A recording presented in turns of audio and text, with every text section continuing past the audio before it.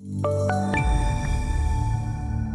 euro currency opens up hitting its lowest level since April. It's a 117.37. It's a far cry from where we were last week. Midweek, we were trading on 119, trying to get some upward momentum that failed after we saw a strong jobs report in the U.S. that took Treasury yields higher and Fed expectations a little bit higher as to when they might start tapering or raising rates. At this point, the market remains focused on a Fed that might be active later on in 2022, but clearly that's had a negative reaction to the euro here as it's gone pretty much straight down over the last several sessions. Again, hitting that lowest level that we've seen since April. Now, we do get the Jackson Hole Symposium at the end of this month. That will pretty much be the focus. The Fed will be the highlight there, but certainly the ECB and other central banks will be contributing. The ECB then meets again on September 9th. So shortly after the Jackson Hole Symposium, we will hear directly from the ECB at their next meeting. But at this point, market paying close attention to what the Fed will do, and we're watching the Jackson Hole Symposium, and that has obviously had a negative reaction to the euro, obviously trading down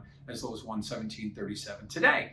Now, what does that mean for volatility? Well, if you check out that CVOL index over at cmegroup.com, you will notice that we have seen a trend lower in volatility as price has gone lower. So we've seen that directional move the two have shared.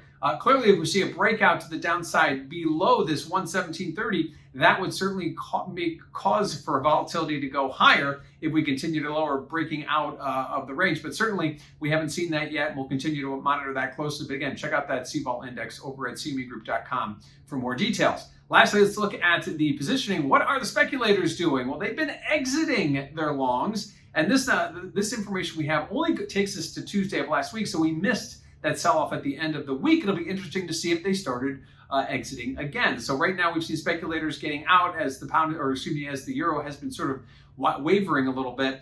Now that we've seen this big move over the last 3 days, certainly that has to do with some speculator movement. It'll be interesting to see what the CFTC numbers will show us on Friday. So again, we open up the week right where we left off on Friday. The euro continuing lower. Well, keep an eye on that dollar and keep an eye on those treasury yields. As they go up, that tends to push the euro lower, not getting much clarity from the euro itself, with all eyes focusing on Jackson Hole at the end of the month.